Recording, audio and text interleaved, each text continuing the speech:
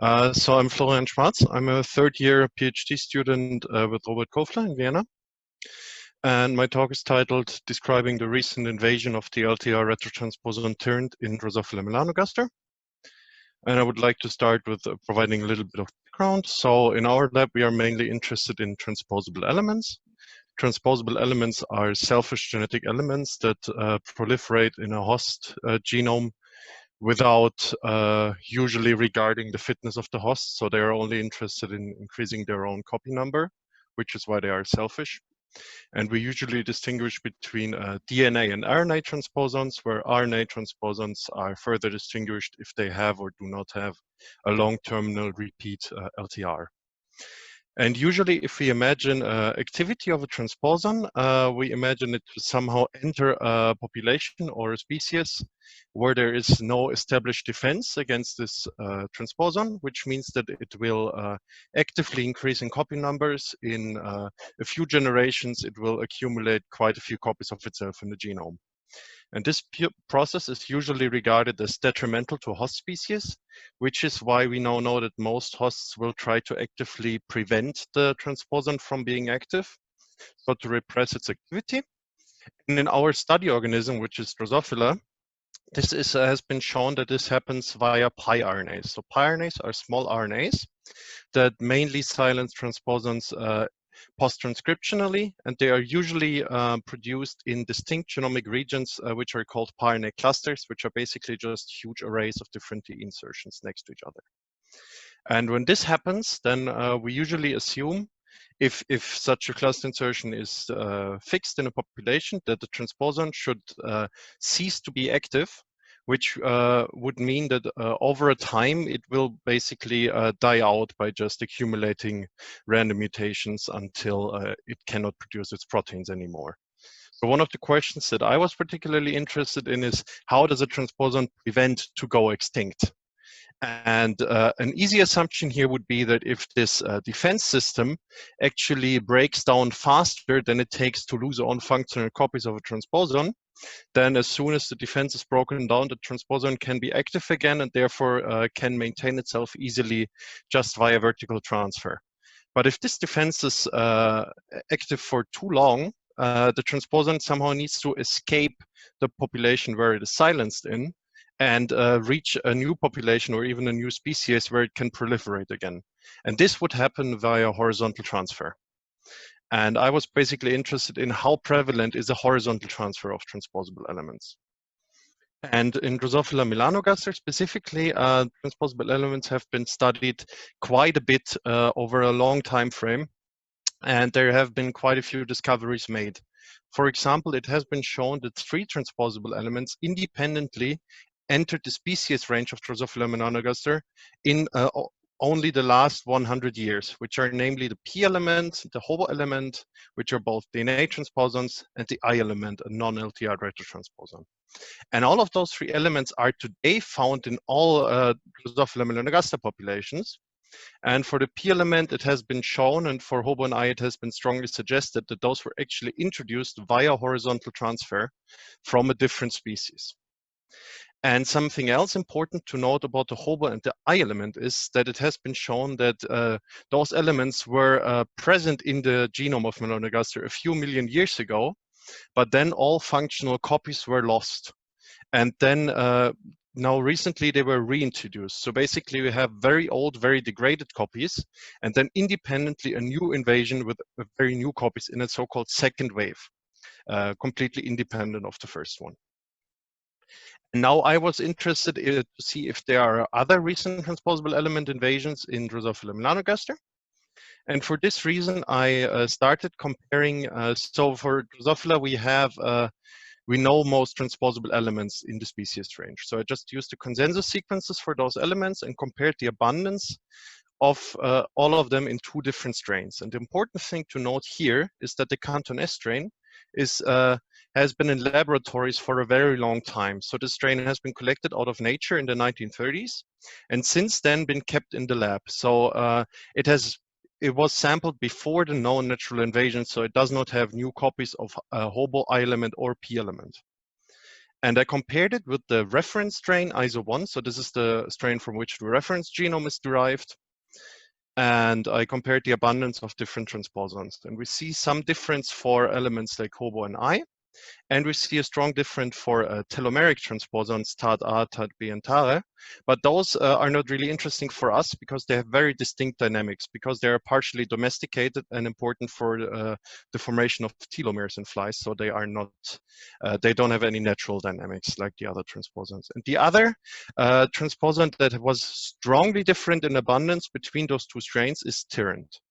And Tirant is an LTR retrotransposon that we assume that it has a possibility to act as an endogenous retrovirus. This has only been shown for a sister species, Drosophila simulans, but not in melanogaster. Yes, but so this is our candidate transposon at this point for a potential new invasion.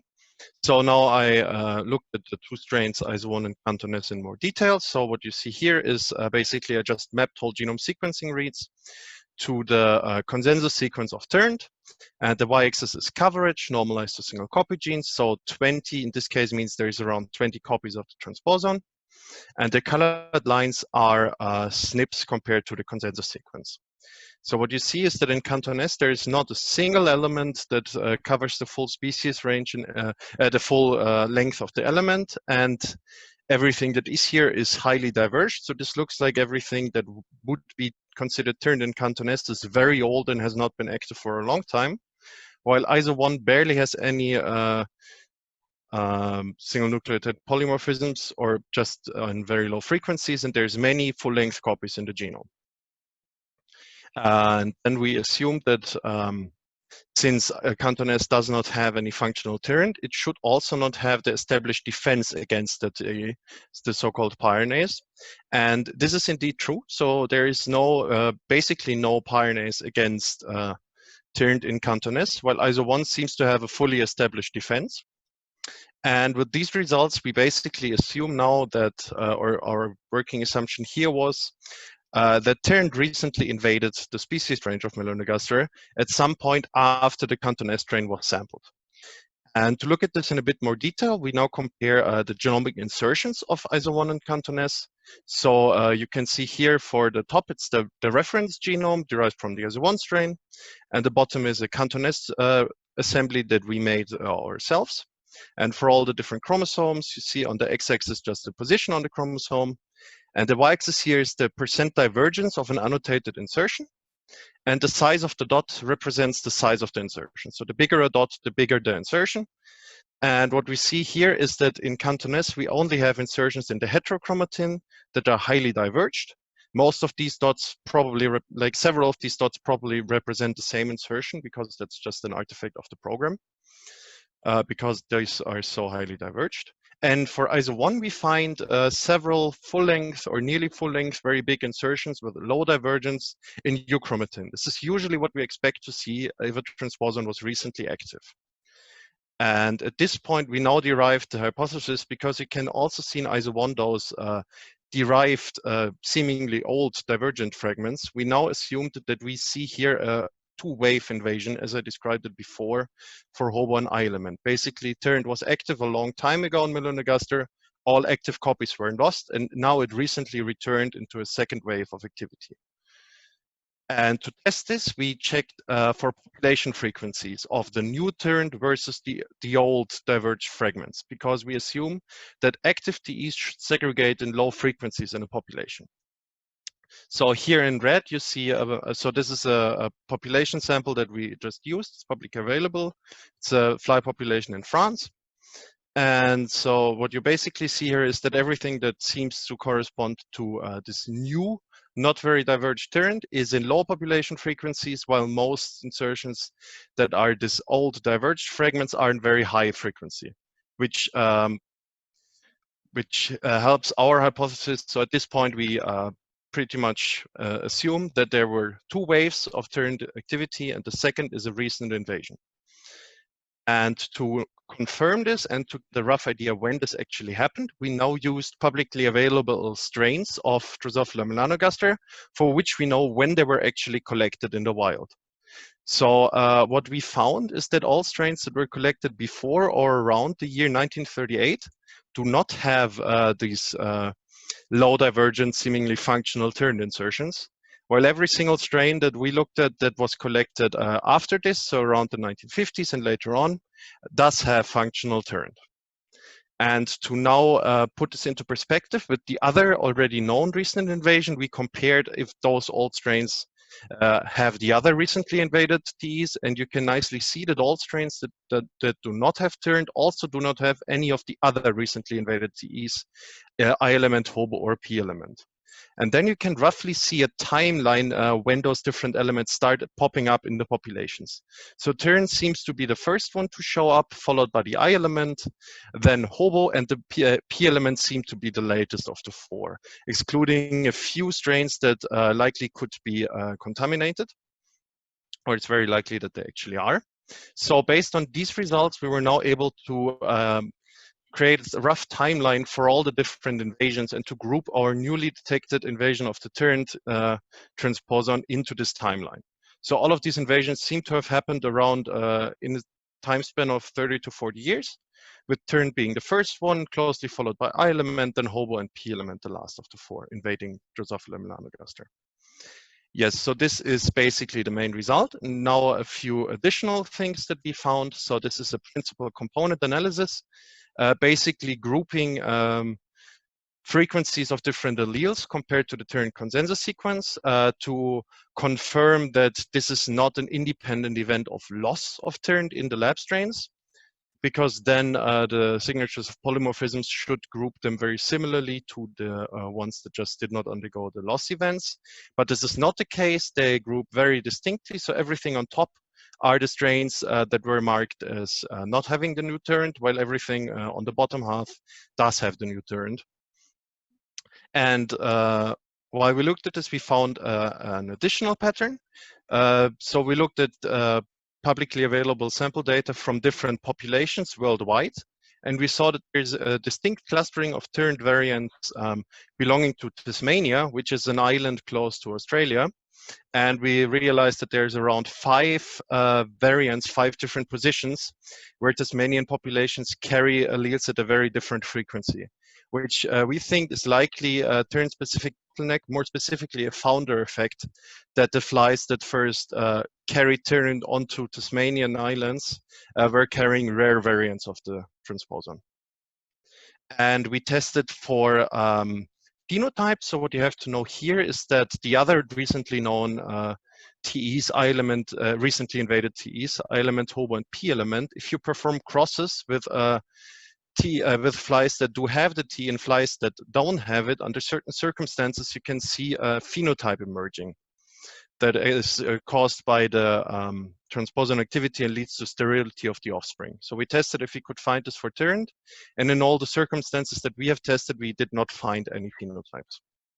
And lastly, we wanted to see if we can find a donor species, because as I said before, horizontal transfer is a likely candidate for how these new invasions emerge. So we basically tested if the phylogeny of Tirant follows the general phylogeny of the species, which is more or less the case.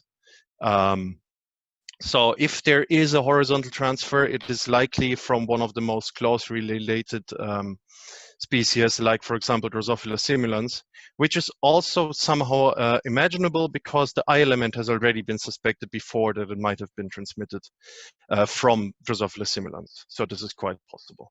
So to quickly sum up, we showed that Tirant recently invaded Drosophila melanogaster in a second wave of activity. We were able to group it roughly when it happened and compare it to the other invasions. And we did not detect phenotypes induced by crossing or strong horizontal transfer signatures pointing to that it came from very divergent species. And to very quickly at the end put this in a more general framework, this work, in my opinion, basically shows that it's very difficult to actually detect recent invasions of transposable elements, even in a species like Drosophila melanogaster, which has been highly studied for its transposable elements for a long time. So I actually think now that we might be underestimating the frequency of transposable element invasions and horizontal transfer in many different. We have 5 more minutes. Perfect. I'm nearly done anyway. So yes, so I could imagine that this is something very important for the life cycle of a transposable element that we are currently underestimating, because in many other species we just do not have the resources, like in Drosophila, to basically go back in time and look how the species looked like 50, 70 years ago. So I would like to maybe in the future explore some of the most important factors driving these dynamics in simulation studies. And with this, I would like to end my talk here already and thank my supervisor, Robert Kofler, and my co-authors, Philip and Kirsten, and everyone from the Institute and all of you for listening.